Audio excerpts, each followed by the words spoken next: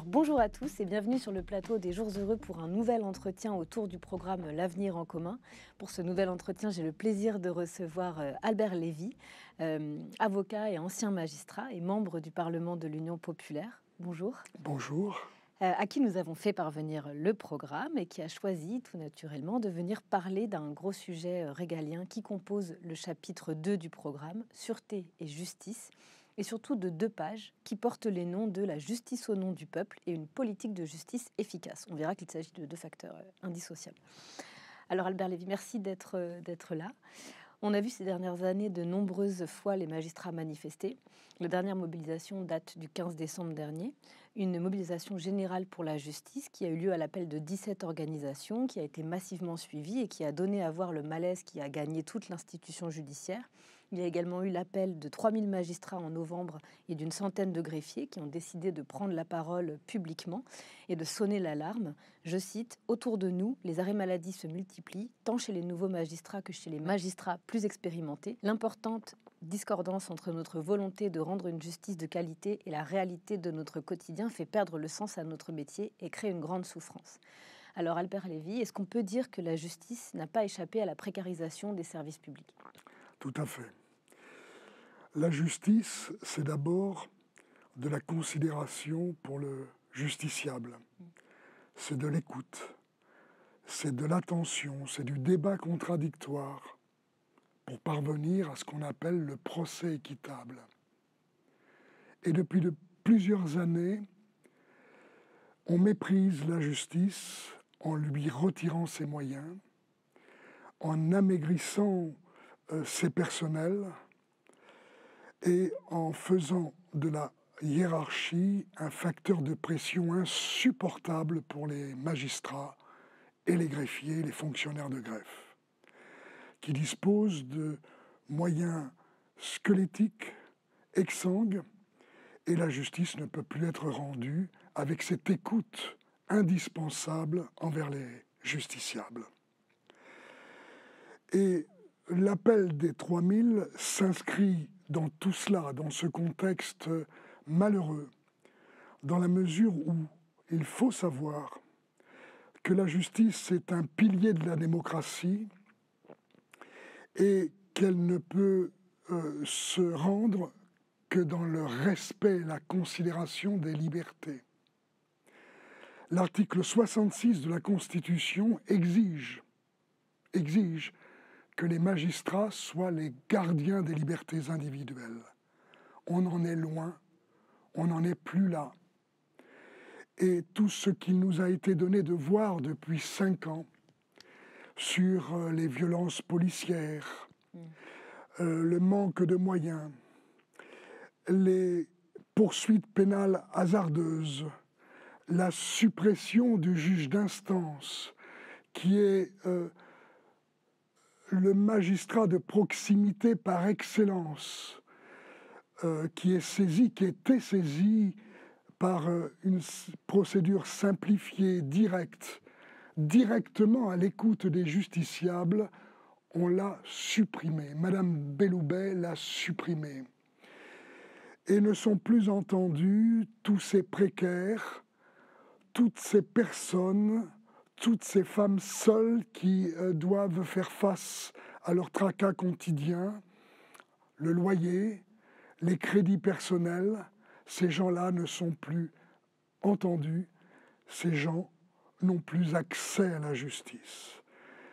Voilà l'état de la justice aujourd'hui, elle est exsangue, elle ne peut plus être rendue et c'est la raison pour laquelle, lorsque notre collègue du Nord a mis fin à ses jours, c'était insupportable. C'était devenu insupportable d'abord pour tous ceux qui la connaissaient, mais ensuite pour tous ceux qui œuvrent pour la justice.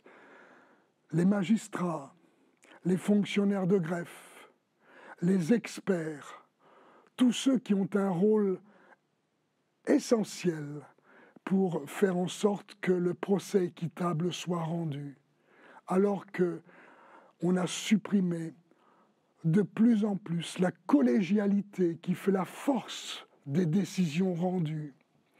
On supprime de plus en plus les greffiers, les fonctionnaires de greffe, on mutualise les fonctions, on flexibilise les missions. La justice ne peut plus être rendue dans ces conditions-là et faire ce qu'elle doit faire, c'est-à-dire faire en sorte d'être la gardienne essentielle dans une démocratie des libertés fondamentales. Alors vous avez tweeté là récemment, d'ailleurs je vous conseille le compte Twitter d'Albert Lévy. On y est, les procureurs dépendants du pouvoir exécutif demandent la possibilité de solliciter le juge des libertés pour obtenir la détention provisoire au cours de leurs enquêtes et de pouvoir condamner une personne sans passer par la case du tribunal. Qu'est-ce que cela implique? Tout d'abord, cette réforme souhaitée par les procureurs montre à quel point la justice est en voie de disparition avec son procès équitable. On supprime la collégialité, on veut supprimer les juges du siège qui, eux, sont indépendants du pouvoir politique pour donner le pouvoir aux procureurs. Et les procureurs qui en ont déjà en veulent de plus en plus. C'est-à-dire que les procureurs voudraient pouvoir condamner sans débat contradictoire, sans entendre quiconque, le plus rapidement possible, par le biais peut-être d'une justice qui ne dit pas son nom, mais qui serait expéditive, condamner pénalement les justiciables sans faire passer ces gens devant le tribunal correctionnel ou le tribunal de police. Il demande également, c'était je crois dans le souci que vous avez évoqué là tout de suite, il demande à pouvoir condamner ces gens-là sans passer par le tribunal, mais il demande également de pouvoir ordonner des détentions provisoires en sollicitant le juge des libertés, alors que jusqu'à présent, seul un juge du siège est habilité pour solliciter et faire en sorte qu'une personne, après un débat contradictoire, en ayant entendu la défense, soit éventuellement détenue. Dans le programme, on souhaite renforcer l'indépendance de la justice vis-à-vis du pouvoir exécutif. Alors c'est vrai que c'est l'éternel débat, est-ce que la justice est réellement indépendante? Et là, on voit que les procureurs sont dépendants du pouvoir exécutif. Alors est-ce qu'on peut poser la question, est-ce que la justice est indépendante? La justice sera véritablement indépendante d'abord lorsqu'elle fera en sorte d'appliquer la mission pour laquelle elle est faite constitutionnellement, c'est l'article 66 dont je parlais tout à l'heure, à savoir la préservation des libertés. Sa véritable et son essentielle indépendance est là. Elle est indépendante aussi si elle a un budget digne de ce nom, d'une démocratie moderne, qui lui permette d'organiser le procès équitable. On est loin du compte. Donc la justice ne sera indépendante que lorsque, aussi, les grands axes, et d'ailleurs c'est prévu par le programme de l'avenir en commun, les grands axes de l'action pénale et de l'action civile seront débattus par la représentation nationale. C'est l'une des mesures clés, oui. C'est l'une des mesures clés, et lorsque les procureurs seront tenus d'en rendre compte à la représentation nationale via, par exemple, la chancellerie. Oui, c'est confier au Parlement l'orientation de la politique pénale du pays par un débat annuel sur un texte avec un vote. C'est le seul moyen de sortir de l'assujettissement des parquets à l'exécutif. Et lorsqu'on connaît un peu les méandres du fonctionnement pénal des parquets, on sait très bien qu'au hasard des réunions qu'ils entretiennent, qui sont fixées avec les préfets, les instructions passent par là. Donc le corps est caporalisé à ce niveau-là. Et les parquets ne sont pas indépendants de l'expression de l'exécutif quant aux poursuites ou quant aux non-poursuites. Il est là le problème. Alors, dans l'avenir en commun, nous défendons une justice au nom du peuple et notre mesure clé est assurer un meilleur accès de toutes et tous à la justice en augmentant notamment l'aide juridictionnelle et en veillant au retour des tribunaux de proximité. Qu'est-ce que vous pouvez nous dire là-dessus? Nous avons assisté impuissants à la suppression du juge d'instance, qui est le juge de proximité par excellence. Madame Belloubet n'en a plus voulu. Ce juge de proximité était la seule courroie judiciaire qui permettait de prendre le pouls des difficultés du peuple à vivre, voire à survivre dans une démocratie en souffrance. Et Madame Belloubet l'a supprimé. Il faut rétablir le juge d'instance, juge de proximité par excellence, celui qui écoute la misère du peuple, celui qui écoute les femmes qui vivent seules avec leurs enfants, celui qui écoute les familles nombreuses qui ne peuvent plus faire face au paiement de leur loyer. Il faut le rétablir. On l'a supprimé pour d'obscures raisons budgétaires. L'objectif, pour Madame Belloubet, c'était de flexibiliser les missions de greffe autour du juge d'instance. C'était de mutualiser les magistrats dans plusieurs fonctions autres que celles pour laquelle il était nommé par le président de la République, juge d'instance. Il faut retrouver ce magistrat qui est le seul compétent et suffisamment proche du peuple pour rendre cette justice-là qui nous manque, qui manque aux justiciables.